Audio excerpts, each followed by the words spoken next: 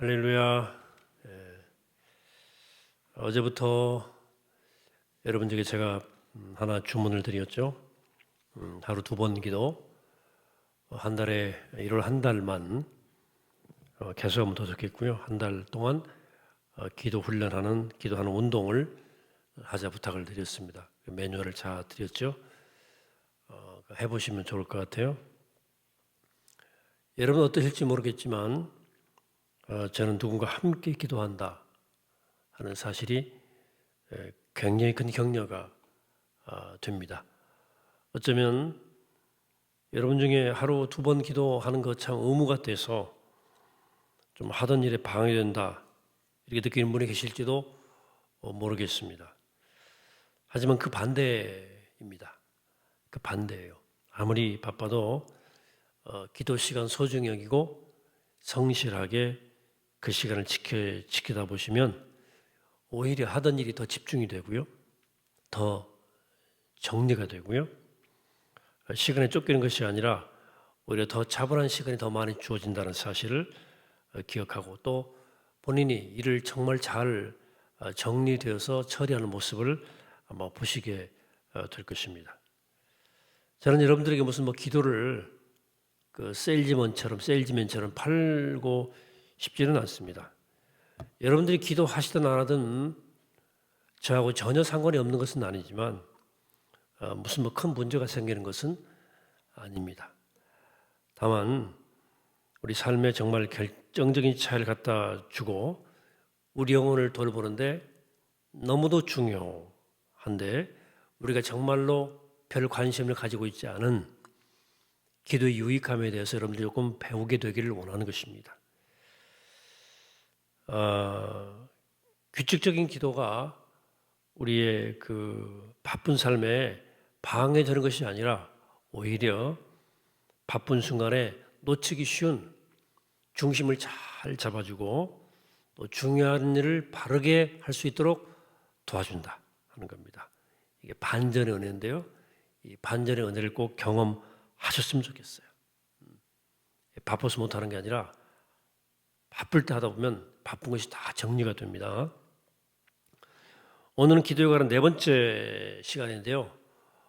좀 구하고 기도해야 할 간구에 대한 기도에 대해서 말씀을 드리겠습니다. 하나님께 우리의 필요한 것들을 아뢰는 간청하는 기도, 우리가 가장 일반적으로 많이 하는 기도가 아니겠습니까? 문제는 하나님께 내가 원하는 것을 아뢰어도 응답받지 못한 그 경험이 너무나 흔하게 있다는 것이죠.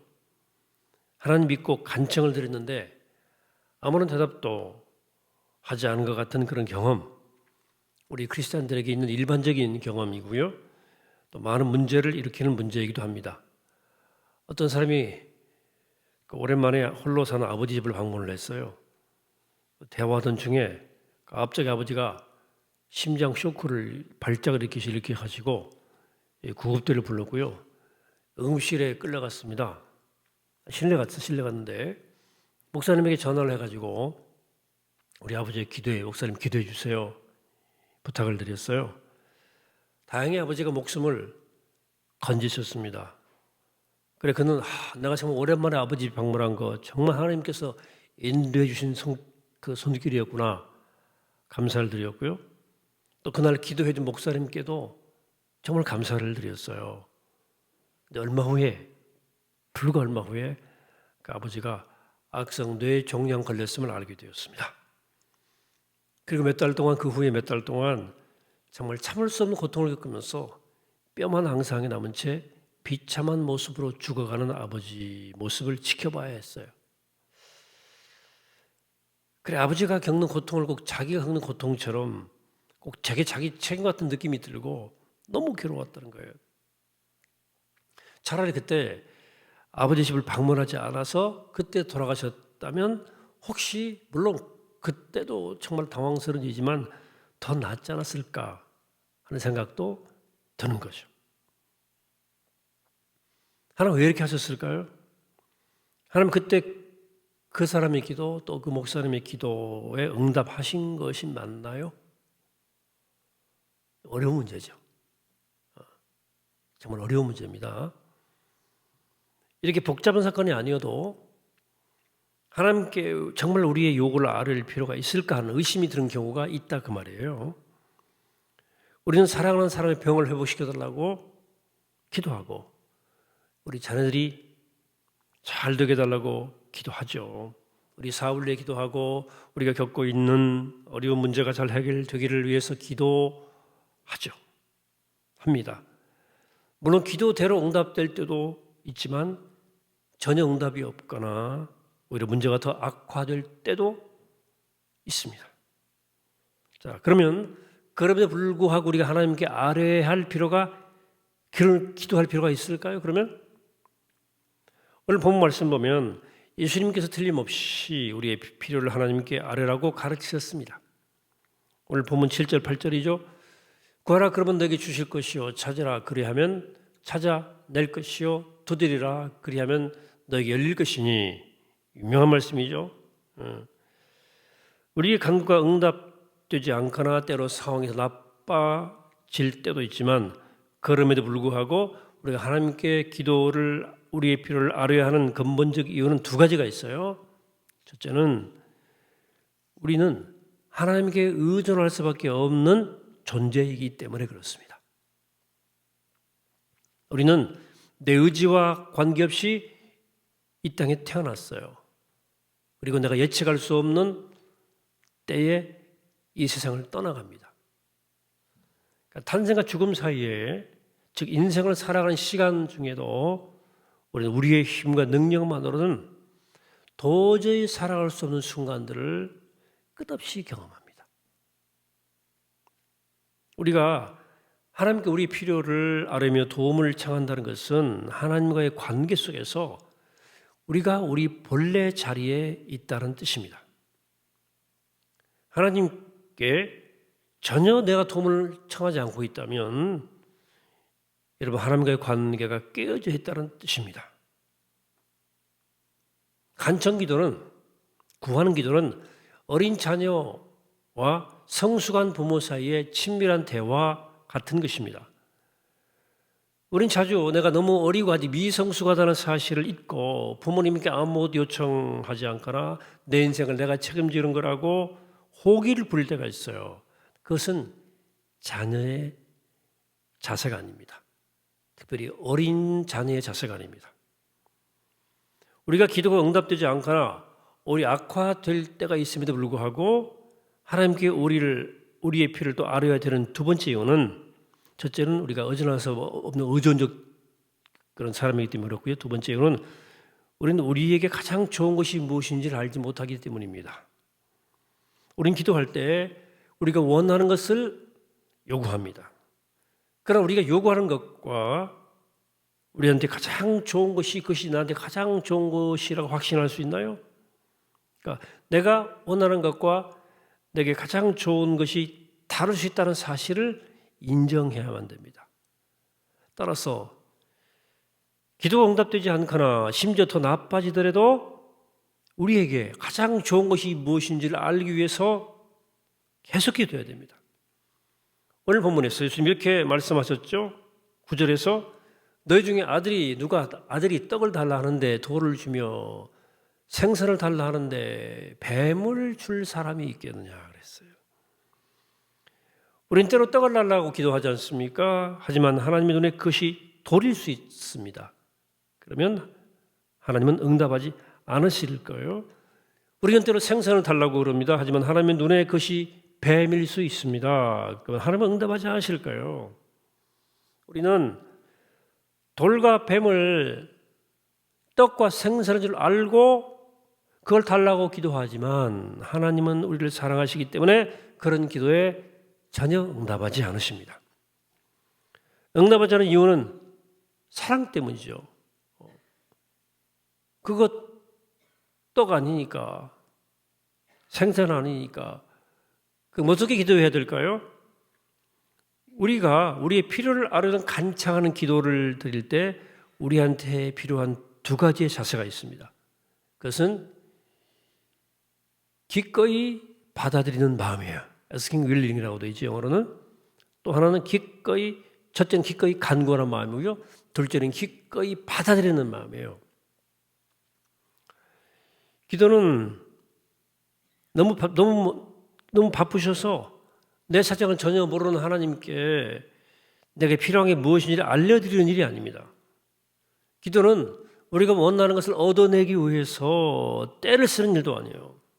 기도는 우리를 사랑하시는 하나님을 의존함으로 그분과 신뢰의 관계 속으로 들어가는 일입니다. 어린 아이들이 뭔가 필요할 때 자녀가 조금 더 주저하지 않고 부모에게 요청하지 않습니까? 엄마, 아빠 뭐 필요해? 아주 아기 때는 내 요구가 받아들여질 것인지 안 받아들여질 것인지 고민하지 않습니다. 그냥 원하는 것을 부모에게 기꺼이 요청을 하죠. 때로 원하는 것이 받아들여지지 않아도 어린 자녀가 내가 다시는 도움을 청하는가 봐라, 이런 결심 안 합니다. 아무리 거절당해도 어린아이는 또 다시 도움을 요청하고 또 원하는 걸 요구해요. 안 줘도. 왜 그렇습니까? 어린아이는 부모를 향해서 무조건적인 신뢰를 가지고 있기 때문입니다. 만약 우리 어린 자녀가, 여기 어린 자녀들은 별로 없는 거 손주들은 있겠죠. 도움이 필요한데도 우리한테 도움을 전혀 청하지 않는다 그러면 필요한 게 분명히 있는데도 아무런 요청도 하지 않고 자기 혼자 그걸 처리하려고 한다. 다 큰 자녀라도 이런 부모의 마음이 어떻겠습니까? 말도 안 되는 요구라고 할지라도 그것이 말이 되든 안 되는 요구이든 부모에게 도움을 청하는 자녀가 건강한 자녀고 그런 관계가 건강한 관계예요. 따라서 어떤 도움이 필요하든지 하나님께 요청하셔야 돼요. 원하는 답을 얻지 못하든 기꺼이 간구해야 이게 정상이에요. 자, 간청 기도를 드릴 때 기꺼이 간구하는 것보다도 더 중요한 것은 기꺼이 받아들이는 자세입니다. 여기 손주 키워본 분들은 아시겠지만 손주들에게는요, 할아버지 할머니가 봉입니다. 봉이에요. 사달라고 그러면 다 사주니까 그래요. 근데 애들이 무슨 냉장고 한 대를 사달라고 그러겠습니까? 대부분 장난감이나 무슨 먹을 거 과자 같은 거 이거 그러니까 못 사줄 이유는 없죠. 이쁘니까. 그래서 손주 녀석이 벌써 할아버지 할머니는 즉각인 걸 알고 이것저것 사달라고 하기 시작합니다. 저거 사달라고. 그러면 기쁜 마음으로 즉각 사줍니다. 근데 엄마 아빠는 좀 달라요. 제가 볼 때도 말이죠, 이 장난감을 계속 사주니까 금방 흥미를 잃더라고. 또 다른 걸 원하는 거예요. 달달한 걸 맛을 알고는 계속 먹으려고 그래요. 엄마 아빠는 당연히 그걸 조절하고 절제시키려고 그러죠. 사달라는 대로 사주지 않고 더 먹으려 해도 안 주죠. 그럼 애가 막 때를 쓰는 거 아닙니까? 그러나 계속 안 주면 아이들은 투덜거리지만 받아들이는 거예요. 안 되는구나. 여러분 그렇습니다. 아이들의 경우처럼 달달한 생크림 케이크 같은 거 원 없이 먹게 하는 생일날 같은 날 내 은혜를 기꺼이 받아들인다면 겨우 반 조각밖에 먹을 수 없는 평일에 그 다음 날의 은혜도 받아들이고 더 먹고 싶지만 절대로 먹을 수 없다고 하는 그 사랑도 기꺼이 받아들일 줄 알아야 되는 거예요. 나중에서야 우리가 정말 먹고 싶지만 먹을 수 없었던 그 응답의 거절이 사랑임을 철들면 다 깨닫습니다. 하나님은 우리가 원하는 대로 주시는 분이 아니에요. 우리에게 제일 좋은 것을 주기 원하시는 분입니다. 따라서 무엇을 주시든 기꺼이 받아들여야 돼요. 그걸 알아야 됩니다. 기꺼이 받아들여야 돼요. 오늘 본문의 마지막 절에서 예수님께서 이렇게 말씀하시죠. 11절에 너희가 악한 자라도 좋은 것으로 자식에게 줄 줄 알거든 하물며 하늘에 계신 너희 아버지께서 구하는 자에게 좋은 것으로 주시지 않겠느냐 그랬어요. 이 말씀은 꼭 기억하셔야 됩니다. 우리가 부족한 존재임에도 불구하고 우리 자녀에게 우리도 좋은 걸 줄 줄 아는데 우리도 하물며 하나님이 우리에게 얼마나 좋은 걸 주려고 하시겠습니까? 아들까지 주셨는데. 하나님은 진정으로 우리가 원하는 것보다 더 좋은 것, 가장 좋은 것을 주시기를 원하시는 분이에요. 하나님에 대한 이런 깊은 신뢰가 꼭 필요한 거예요. 그러니까 무엇을 주시든 하나님께서 주시는 것을 기꺼이 받아들이는 마음은 하나님을 향한 신뢰 때문에 생기는 거예요. 물론 저도 압니다. 살아보니까 때로 하나님이 침묵이 너무 야속할 때가 있어요. 그리고 하나님의 응답이 너무나 냉정할 때가 있습니다. 하나님이 심술 부리시나? 하나님 왜 저 집안은 왜 심술 부리시나? 도대체 왜 그러시는지 도저히 이해가 안 될 때가 저도 있습니다. 저도 그런 일이 왜 생기는지 모르겠어요. 그러나 제가 들을 수 있는 말씀은 그럼에도 우리가 해야 할 일은 주님을 신뢰하면서 끝까지 기다려야 되고 주님의 뜻을 헤아리면서 주님과의 관계 안에 살아가야 된다는 거예요. 다윗이 자기 신하 아내였던 밧세바를 범하고 난 아들이 있었지 않습니까? 비록 부정한 관계를 통해서 낳은 아들이었지만 다윗이 그 아들 끔찍이 사랑했어요. 하지만 애가 심한 병으로 시름시름 죽어가고 있었습니다. 다윗이 간절히 기도했죠.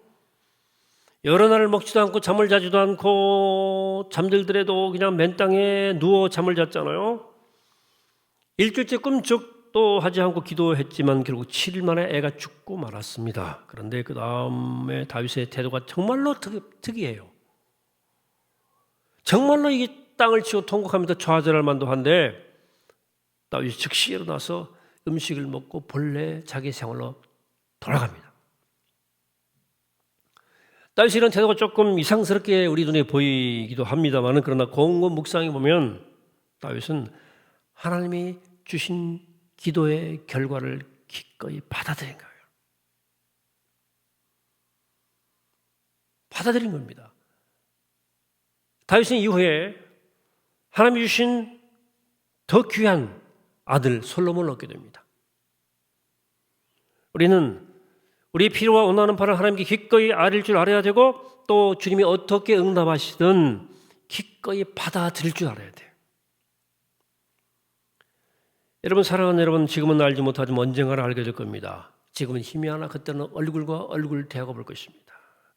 하나님 우리에게 가장 좋은 것을 주시는 분이라는 사실을 알게 될 것입니다. 그때까지 기도해야 되는 거예요. 사랑하는 여러분 그러므로 구하고 찾고 두드리세요. 제가 첫날 말씀드린 것처럼 하나님은 우리의 좋으신 아버지예요.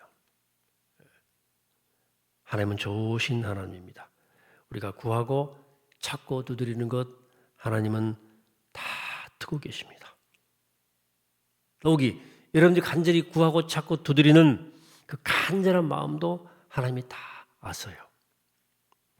그리고 하나님은 그걸 주고 싶어 하시는 분이에요. 그리고 여러분들은 결국은 가장 좋은 것을 얻게 될 겁니다. 그러므로 때를 얻든지 못 얻든지 항상 주님께 구해야 돼요. 항상 구해야 됩니다. 우리 늘 하나님께 구하고 있어야 돼요. 아버지니까. 우리 애들이잖아요. 하나님 앞에서. 어린아이잖아요. 엄마 밥, 엄마 돈 그러잖아요. 그거 왜 못해요? 하나님께. 왜 못하냐고 아버지인데. 부끄러운 거 아니에요. 어떤 분은 하나님께 돈 달라고 그러면 창피한 줄 알아요. 그 무슨 믿음이 그런 믿음이 있어요? 돈 없으면서? 주시고 안 주시는 하나님 마음이에요. 건강도 그렇고요. 그 유치한 줄 알더라고. 나처럼 그런 걸 보면 참 이 기본이 안 돼 있구나. 하나님 아버지고요. 하나님께 늘 우리는 구하고 있어야 돼요. 우리는 한계를 가진 존재예요. 여러분 마음대로 왔습니까? 마음대로 갑니까? 아무것도 못해요. 우리는 한계적 존재이기 때문에 하나님께 계속 구할 수밖에 없어요. 하나님의 영적 애프터 서비스가 계속 필요한 거예요. 우리 메이드 인 가지잖아요. 하나님이 계속 돌봐주셔야 될 거 아니에요. 필요를 계속 생기잖아요. 말씀드려야 할 거 아니에요. 그리고 또 하나 더 중요한 건 무엇을 주시든 기꺼이 받아들여라. 그러면서 주님과 더욱더 친밀해지면 주님을 더 사랑하게 될 것이고 그리고 가장 좋은 것을 얻는 주님의 자녀가 될 것입니다. 여러분 그 믿음의 길, 그 기도의 길을 잘 가시는 복된 여러분 되시길 이 아침에 주 이름으로 간절히 축원합니다. 하시겠습니다. 하나님, 우리 하나님 어린 자녀 아들과 딸이기 때문에 하나님은 나의 좋으신 아버지이기 때문에 어머니이기 때문에 우리 늘 깨어서 우리 피를 향해 피를 가지고 주님께 나아갑니다. 그래 구하고 찾고 두드립니다. 너무나 자연스러운 일이고 너무나 정상적인 일이고 너무나 온당한 일입니다. 늘 깨어서 우리 아버지께 구하고 찾고 두드리게 하시고 그분이 주신 것 아버지가 주신 것이니 잘 받아들이고 수용하며 결국은 좋은 것 주신 하나님의 은총도 경험하는 주님이 귀한 복된 자녀가 될 수 있도록 도와주시옵소서. 오늘도 간청 기도를 배웠습니다. 이 기도를 통해 주와 더더 친밀해지게 하시고 주님의 선하신 능력과 뜻을 깨달아가는 우리 모두가 되게 하옵소서. 감사드리옵고 예수 그리스도 이름으로 기도하옵나이다. 아멘.